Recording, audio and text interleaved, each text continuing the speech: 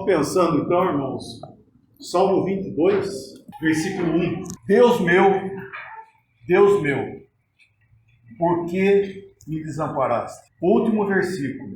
Chegarão e anunciarão a sua justiça ao povo que nascer, porquanto ele o fez. Esse final aí, ele o fez, é consumado. Nesses dois versículos nós vamos falar alguma coisa. Vou sentar aqui. Vamos em Mateus 27, versículos 45 e 46. 27. Versículo 45 e 46. Desde a hora sexta até a hora nona, houve trevas sobre toda a terra. Por volta da hora nona, clamou Jesus em alta voz, dizendo: Eli, Eli, lama sabachthani, que quer dizer: Deus meu, por que me desamparaste? Aqui nós estamos vendo em Mateus o cumprimento daquilo que foi falado por Davi no Salmo 22. Essas palavras, Deus meu, por que me desamparaste? Nós vemos que ela veio se cumprir, nós sabemos isso, no Senhor Jesus.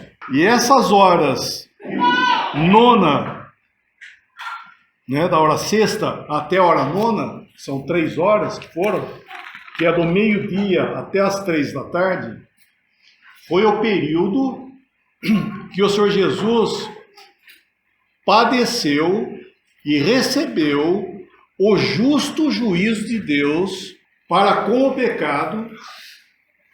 Ele é que foi fazer isso. Porque quando crucificaram ele 9 horas da manhã, foi quando crucificaram ele ficou das 9 até o meio-dia padecendo, sofrendo as injúrias dos homens.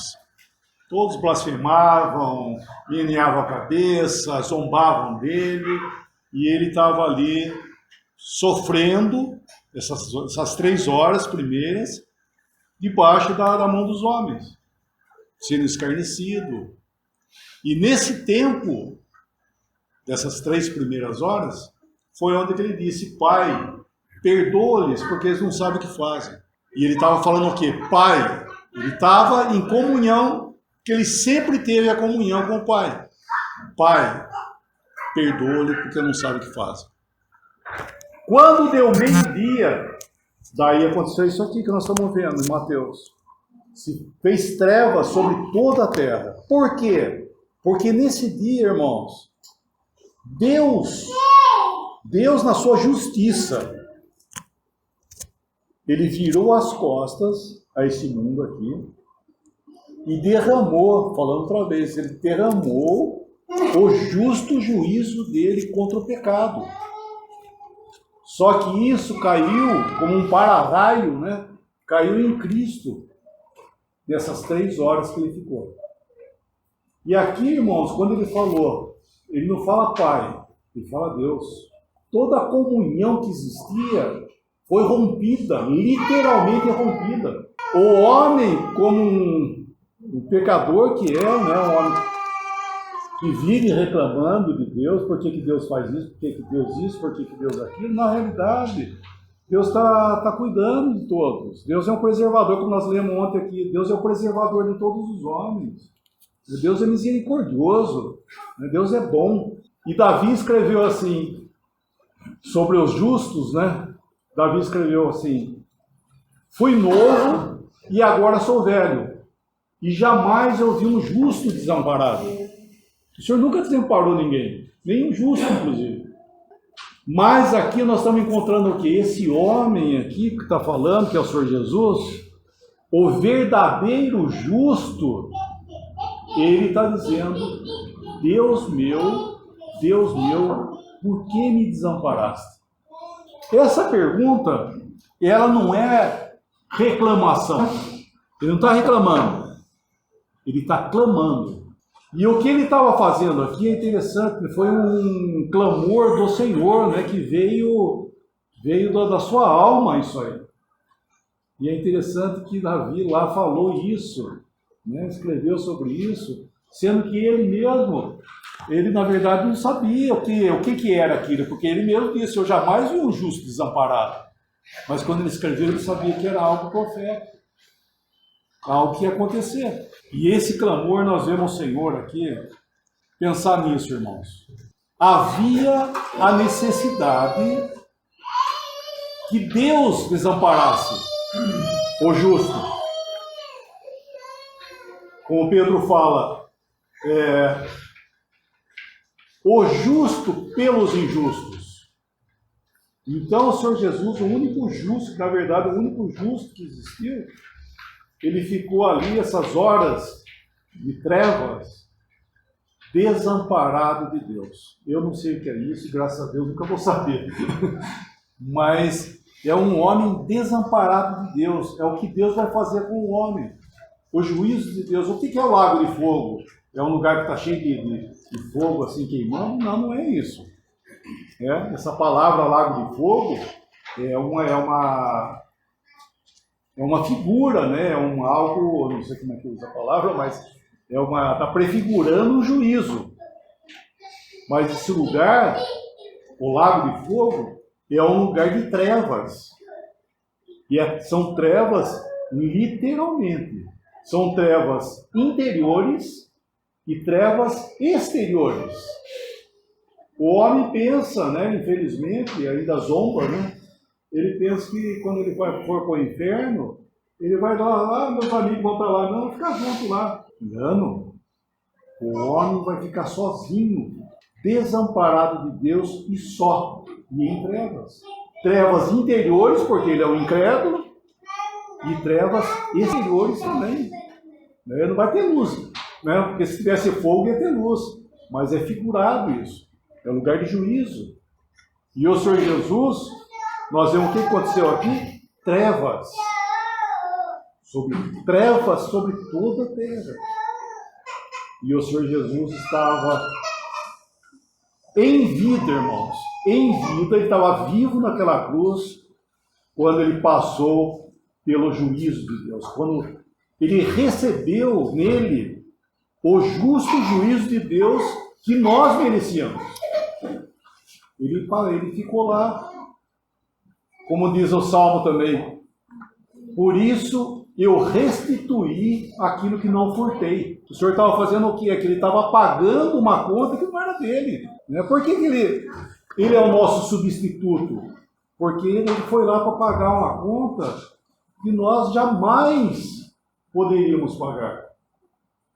Nós jamais poderíamos pagar. E nós devemos ter um exercício nesse sentido de entender um pouco sobre a obra de Cristo, porque vocês lembram quando aquele Simeão convidou o Senhor Jesus para comer na casa dele? Ele foi lá, o Senhor Jesus foi lá, entrou na casa dele, o Simeão Simão, né? Deu lugar à mesa, e como os judeus tinham o seu costume de dar ósculo, né, de ungir a pessoa, de lavar os pés da pessoa, ele não fez nada disso com o Senhor. E sentou lá. Sentou e Simeão sentou também na mesa.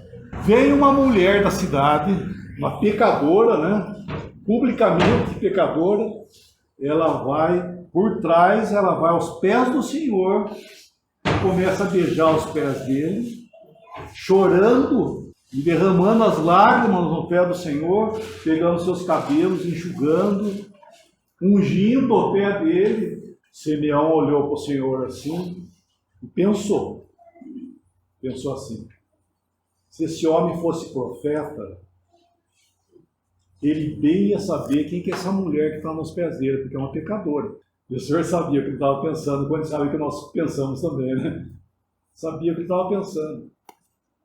Ele falou assim: Simão, eu tenho uma coisa para falar para você.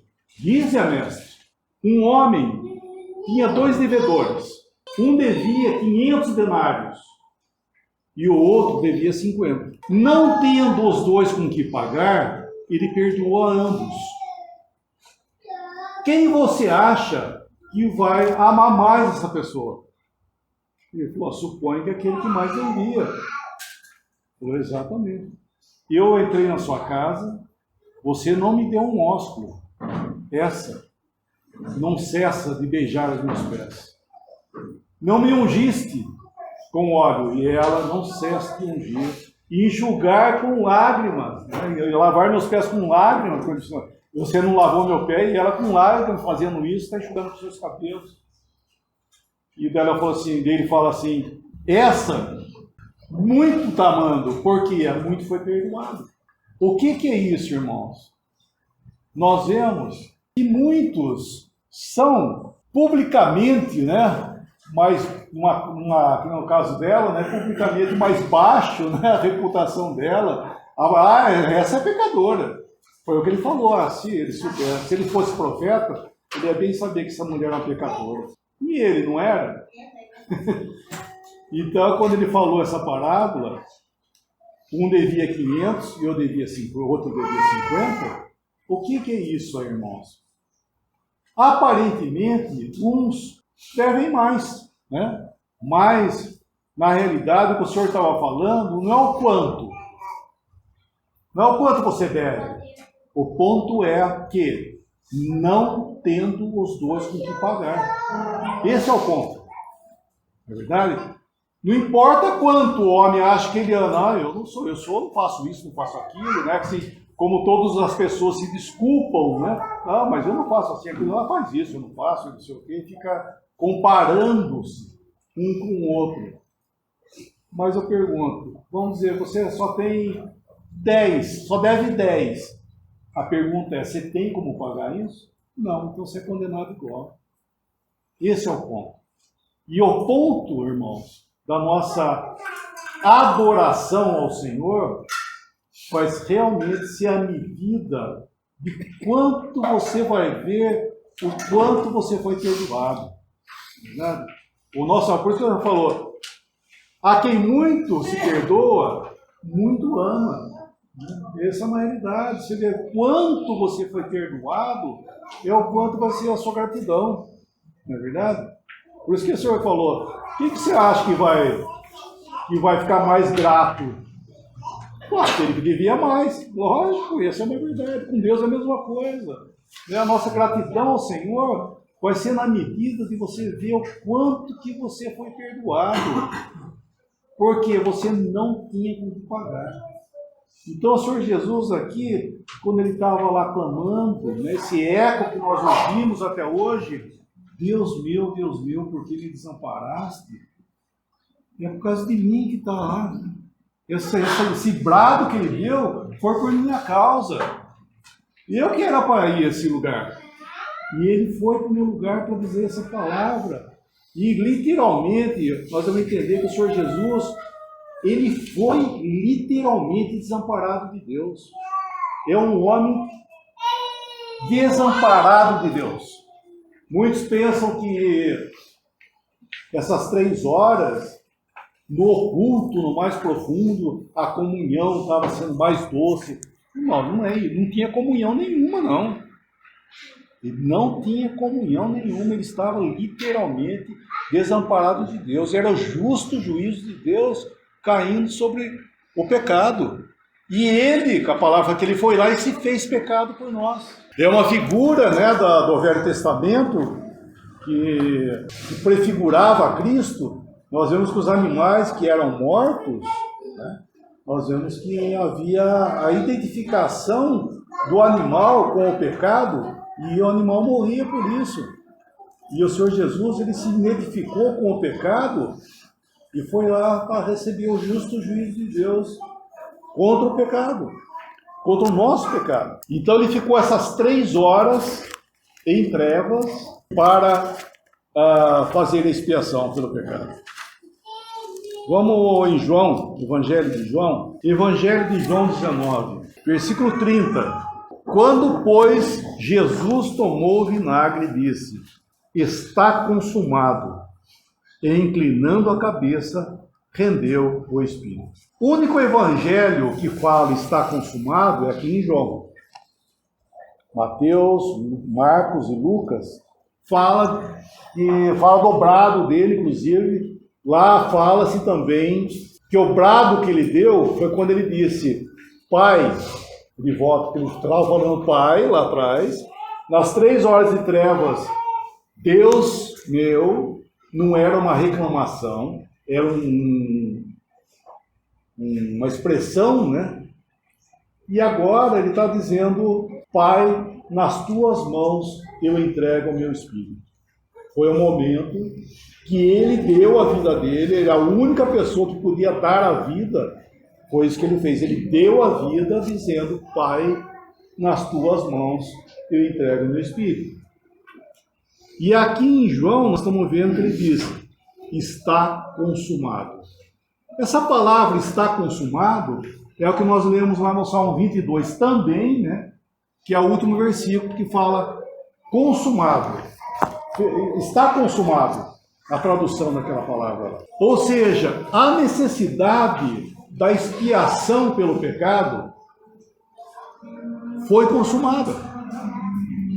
Começando pelo versículo 1, Deus meu, por que me desamparaste, que era a necessidade da expiação, que tinha que haver uma vítima pelo pecado, que foi o Senhor, e quando tudo se consumou, ele também, a mesma pessoa que o Senhor Jesus, cumprindo tudo, ele disse, está consumado. Consumado o quê? Toda a obra que era necessária. Tudo que era necessário para que Deus fosse glorificado e tudo aquilo que havia necessidade para alcançar e tratar com o pecado, qualquer coisa que seja tocante a isso, estava feito. Então ele também disse, está consumado. Deitando a sua alma na morte, nós vemos que cumpriu assim a obra. O Senhor Jesus, quando foi tratar com o pecado, ele tratou em vida. Quando fala que Jesus morreu por nós, não quer dizer que ele morreu e foi tratar com o pecado. Isso é um erro.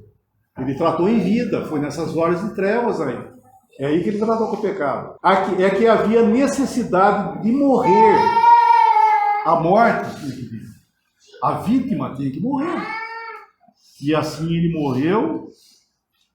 E o sangue, né? O sangue da expiação tinha que vir também. Tinha que aparecer o sangue. Porque não é assim que eles pegavam um animal, matavam o animal, depois com o sangue do animal que já tinha morrido, daí que eles aplicavam o sangue, aspergiam o sangue, faziam todo aquele trabalho com o sangue do animal. E assim o Senhor Jesus, ele fez a expiação em vida, deu a vida dele, e daí foi quando aquele soldado com a lança foi lá e furou o seu lado e saiu o sangue. Irmãos, é esse sangue aí, ó, é nessa hora aí, que é o sangue de Jesus Cristo, seu Filho, que nos purifica de todo pecado. Foi esse aí. Estou dizendo isso porque muitos pensam que o sangue que ele derramou no seu sofrimento vicário, né? Muitos pensam que é esse sangue que perdoa o pecado. Que o sofrimento dele perdoa o pecado. Não é isso não. Nós vemos que foi nas 3 horas de trevas que ele tratou com o pecado, e o sangue da expiação foi quando o soldado furou e saiu sangue e água. É esse sangue, foi nessa hora que houve a consumação desse fato do sangue ser derramado. Foi aí que aconteceu isso aí. Então, tendo cumprido nessa obra, nós vemos que Deus foi glorificado nisso, e foi ao 3º dia que o Senhor foi ressuscitado pela mão de Deus. Ele podia, irmãos, assim como ele tinha autoridade, poder para dar, para morrer a hora que ele quisesse, ele deu a vida dele ali na cruz. Ele tinha poder também para ressuscitar. Ele podia fazer isso, se ressuscitar. Mas ele não fez isso. Nós vemos pela Escritura que Deus o ressuscitou dentre os mortos. Foi por isso que ele disse na cruz, Pai, nas tuas mãos eu entrego o meu espírito. Ele pôde glorificar mais Deus ainda, dizendo assim, faça de mim o que queres. e deu a vida dele. E foi Deus que ressuscitou ele. Então, irmãos, estava pensando nisso, que quem podia dizer está consumado, uma obra consumada, é Deus que podia dizer isso. E nós vemos que foi aqui no Evangelho de João que é dito isso, né? Porque ele só lembrar isso, estou dizendo isso para lembrar um detalhe. Mateus, o Evangelho de Mateus, nos fala de Jesus como rei, em Marcos nos fala como servo, em Lucas como um homem, e em João como Deus. E foi aqui... Não, perdão, eu falei João, né? Tá certo, né? Então foi aqui que ele disse está consumado, porque isso era um ato divino. E foi ele que disse isso aí, né? Então nós devemos entender que é ele que está falando. A nossa salvação. Por que você pode ter certeza da sua salvação? Porque foi ele que disse. Foi ele que disse. Lembra daquele paralítico que estava naquele tanque ali? Betesda. Isso, tanque de Betesda. Fazia 38 anos que aquele homem estava lá, querendo buscar uma cura tinha que ser pelo seu esforço, né? Porque ele tinha que pular na água para a água mexesse. E ele estava lá. E estava, olha que interessante, estava havendo uma festa em Jerusalém. Isso é João que fala, isso é o Evangelho de João, capítulo 5. Então o Senhor Jesus subiu para Jerusalém, foi para Jerusalém, e estava tendo uma festa em Jerusalém. Só que o Senhor não foi para a festa, ele foi para o tanque. Havia um monte de doente lá. Então é interessante isso, né? Os religiosos estavam fazendo festa em Jerusalém. E aquele monte de doente lá, tudo deitado, lá tudo esperando ser curado, e ninguém, o que eles podiam fazer? Nada. Então é interessante isso, irmãos, que religião, a lei, não podia salvar ninguém. E estavam fazendo festa. E os doentes lá, o Senhor levantou, fui indo para a festa, vai fazer o quê? Na festa? Os doentes aí, ó. E o Senhor foi aonde? Foi lá. Conhecendo esse homem que estava deitado lá, o Senhor falou assim para ele: quer ser curado? Ele falou para o Senhor assim: eu não tenho ninguém. Olha que interessante. Eu não tenho ninguém que me ponha lá no tanque quando a água for, porque eu não consigo, eu sou paralítico, como é que eu vou? Vai outro na minha frente. Então a palavra que é o ponto de partida é: não tenho ninguém. Uma pessoa, para entender o que é salvação, ele tem que aprender que ele não é capaz, e ele também não tem ninguém que possa fazer alguma coisa por ele. Então o Senhor falou assim: levanta, toma o teu leito e anda. Ele imediatamente levantou, pegou o leito dele, a maca dele, carregando e foi embora. E isso era porque era um sábado. Os fariseus viram ele. O que eles falaram? Puxa vida, que maravilha! 38 anos, você está andando? Como é que você está andando? Nossa, o que é isso que aconteceu? É isso que falaram? Hoje é sábado e você não é lícito carregar o leito. Olha que coisa. Olha que absurdo. Né? Imagina você ver uma pessoa que ficou 38 anos, agora está andando. Ó, você não pode não, porque hoje é sábado. Isso é religião. Religião não vê nada divino, só vê regras. Então esse homem, milagrosamente, estava acontecendo isso. E quando eles falaram isso, hoje é sábado e não é lícito carregar o teu leito, o que ele respondeu? Aquele que me curou, foi ele mesmo que disse: toma o teu leito lá. Foi ele que disse. Então, irmãos, as coisas que nós temos, a certeza no nosso coração, porque foi ele que disse. Não é porque você acha, porque você pensa, se você sente ou não sente, não é nada disso. É ele que disse. O Senhor falou assim: quem crê em mim tem a vida eterna. Os versículos lá para ele. Quem crê em mim tem vida eterna. Quem que falou isso? Foi ele que falou. Foi ele que disse, não sou eu que estou inventando, ou não sei. Então não depende, irmãos, do seu sentimento, né? Muitos pensam que você tem que sentir, você não tem que sentir nada. Você tem que crer. Né? O Senhor Jesus, inclusive, ele foi dado para ser crido, e não para ser analisado, se você acha, o quanto, não tem isso, foi dado para ser crido. A palavra de Deus é dada para ser crida, não para ser analisada ou sentida, para ser crido. Isso é fé. Isso chama-se fé. O Senhor, né, ao terceiro dia, como nós vemos, ele foi ressuscitado e foi assunto ao céu. Hoje, o Senhor está em glória. Ele voltou para o lugar de onde ele havia saído. Como ele disse, que ele ia voltar, falando aos seus discípulos, que ele ia voltar para o lugar de onde ele saiu. Só que ele não deixaria eles, ou nós, órfãos. Ele daria o quê? O Espírito Santo. Então, ele subiu, irmão, ele saiu, ele voltou para o lugar, porque nós devemos entender isso, que a origem de nossa salvação é de Deus, é em glória. Foi Deus que saiu de lá da glória e veio aqui morrer por mim. Foi Ele mesmo que fez isso. Além dele dizer, é Ele que fez a minha salvação. Por isso que é em João que ele clama, está consumado, porque é Ele que podia fazer isso, é Deus que podia fazer isso. Então ele voltou para esse lugar.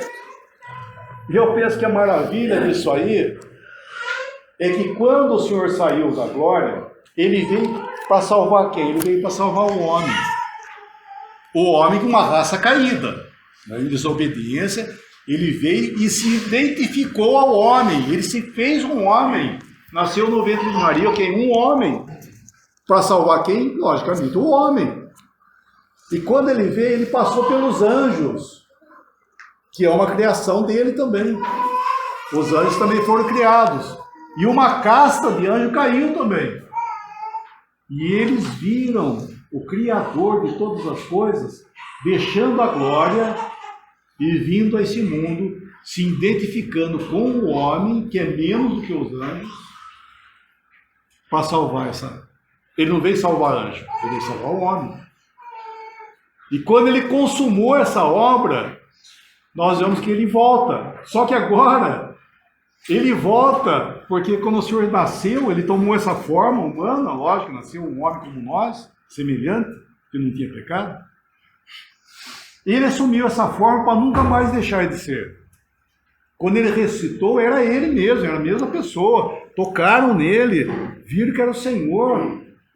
Só que ele não tinha sangue, ele não tinha mais essa fonte de vida do qual ele deixou na cruz. Ele falou assim, tocai e vede que um espírito, que achava que ele era um fantasma, né? Um espírito não tem carne e ossos como vedes que eu tenho. Tocaram e era o Senhor mesmo, o Senhor estava vivo ali. Só que a fonte de vida não é mais sangue. Fonte de vida, agora eles estavam na qualidade, vamos dizer, no patamar, se é que eu posso chamar assim, de um homem ressuscitado dentre os mortos. Essa é uma maravilha da Escritura. Existe a ressurreição de mortos, dos mortos, e a ressurreição dentre os mortos. Isso é algo que veio pelo Senhor. É um homem ressuscitado com um corpo apto, preparado, pronto a ir à glória. É esse corpo que nós teremos. Se o Senhor vier hoje, nós sermos arrebatados, nossos corpos serão igual ao que o Senhor tem. É o mesmo corpo em glória, para poder ir para a glória. Que isso aqui, irmãos, isso não vai. Desse jeito não vai. Nós iremos, como o irmão falou, não com corpos novos, os nossos mesmos corpos transformados à semelhança do Senhor. Tanto fisicamente, como moralmente também. Né? Toda essa confusão que você tem na cabeça aí, não se preocupa não, isso aí vai acabar. Nós estaremos perfeitos a encontrar com o Senhor. Então, quando o Senhor ressuscitado, era a mesma pessoa, era o Jesus, né, que nasceu lá em Maria, era aquela pessoa. Só que o eu dele veio da eternidade, era o Senhor Jesus, era o Criador de todas as coisas. E com esse físico, ele pega e volta para o lugar de onde ele saiu. Ele saiu, um Deus, né, deixando, Deus Pai, Deus Filho e Deus Espírito Santo, foi o Filho que saiu, veio aqui, se fez homem e voltou. Só que agora ele voltou o quê? Um homem. E os anjos contemplando um homem entrando em glória, né? Voltando, o Criador de todas as coisas voltando lá, um homem. Tem um homem hoje lá. Olha que maravilha, irmão. É o Salvador, é o nosso Senhor, ele está lá em glória. E ele enviou o Espírito Santo a nós para... Esse é um privilégio que nós temos, irmãos, que ninguém nunca teve, ter o Espírito Santo. E isso é mérito de Cristo também, sabe? Não é mérito seu, não é mérito nosso, né? O Espírito Santo foi dado por quê? Porque faz parte da obra consumada de Cristo por nós. Nós temos o Espírito Santo em nós para nos consolar, para falar das glórias de Cristo e para nos guiar a toda a verdade.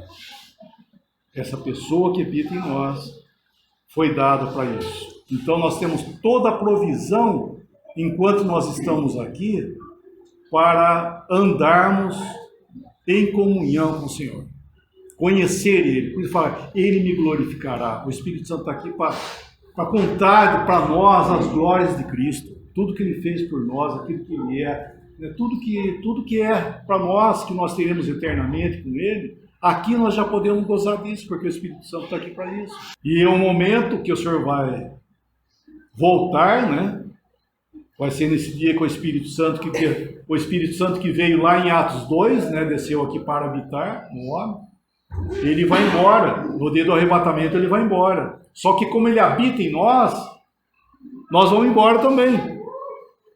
Porque o Espírito Santo habita em nós eternamente. Habitação. Essa é a classe chamada igreja.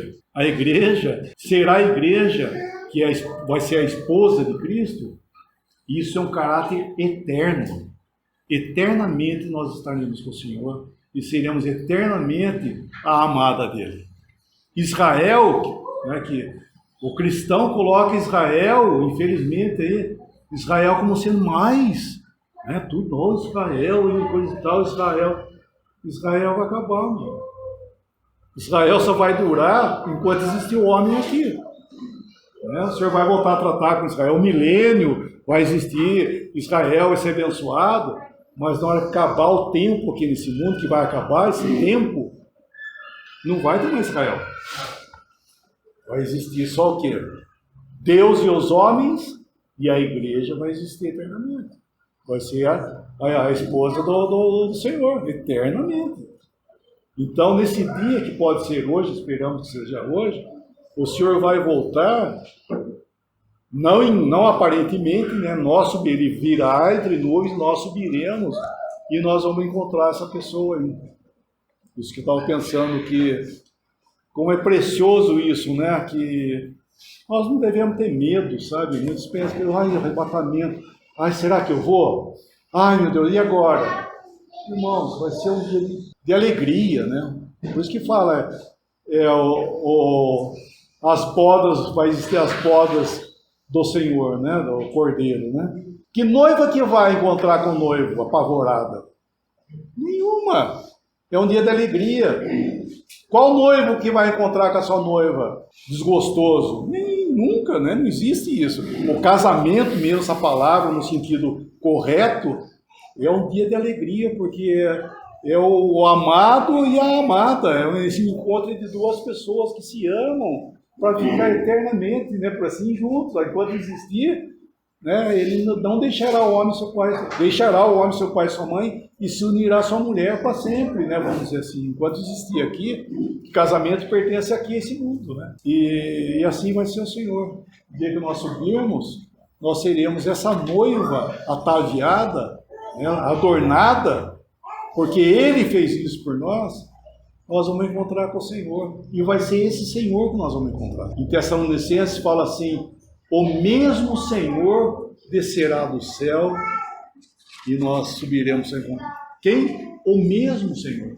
Não vai ser outro. Vai ser o mesmo Senhor.